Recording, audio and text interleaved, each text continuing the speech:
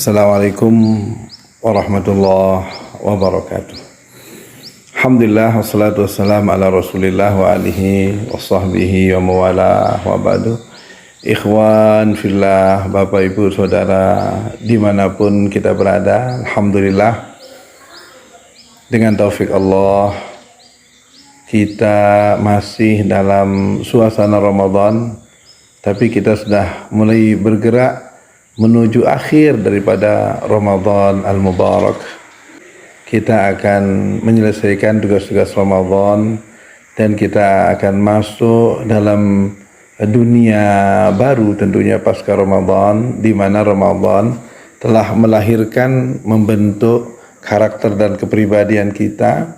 Tentu begitu selesai dari proses madrasah Ramadan, kita menjadi sosok manusia yang baru secara moral, tetapi juga memiliki idealisme baru, semangat baru, memiliki satu motivasi yang baru, terjaga secara konsistensi, terjaga secara penuh keistiqomahan nilai-nilai Ramadan yang kita dapatkan dalam proses pembentukan diri lewat Ramadan Al-Mubarak. Mudah-mudahan semuanya itu kita dapatkan, semuanya itu kita raih, semuanya itu tentu buah dari apa yang kita lakukan, apa yang kita cermati dalam dan kita laksanakan. Berbicara Ramadan atau puasa, sebenarnya kalau mengacu kepada apa yang disampaikan Imam Ghazali dalam kitab Ihya, bahwa as-shaimun ala thalathi tabaqat, orang yang berpuasa itu ada 3 tingkatannya. Yang pertama adalah bahwa orang berpuasa puasanya orang awam. Orang awam itu dalam rangka hanya bagaimana dia terkonsentrasi untuk tidak membatalkan puasanya, disebabkan karena terjaganya kebutuhan-kebutuhan yang bersifat biologis. Dia tidak makan, tidak minum, kemudian tidak melakukan hubungan suami istri. Hanya sebatas itu, maka dia sampai pada akhir Ramadan, sampai pada terbenamnya matahari, secara fikih, maka puasanya dikatakan sah. Ada yang kedua, yang dipuasakan adalah seluruh organ tubuhnya. Imsakus shaim jami' jawarih, matanya, telinga, tangan, kaki, semua organ tubuhnya dipuasakan. Sehingga tidak hanya sebatas untuk al-imsak anil muftirat, tetapi al-imsak an jami'il jawarih amma la yuhibbuhu Allah wa la yardahu. Sehingga dengan demikian kemana dia harus berjalan, apa yang harus dia ucapkan, apa yang harus dia pikirkan terjaga. Karena memang betul-betul Ramadan itu membentuk karakter dia secara utuh.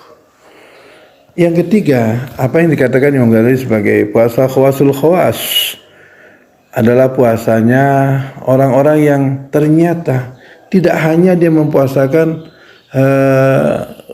kebutuhan-kebutuhan biologis, dan juga tidak hanya mempuasakan jawarihnya, tapi yang dipuasakan lebih dalam adalah hati.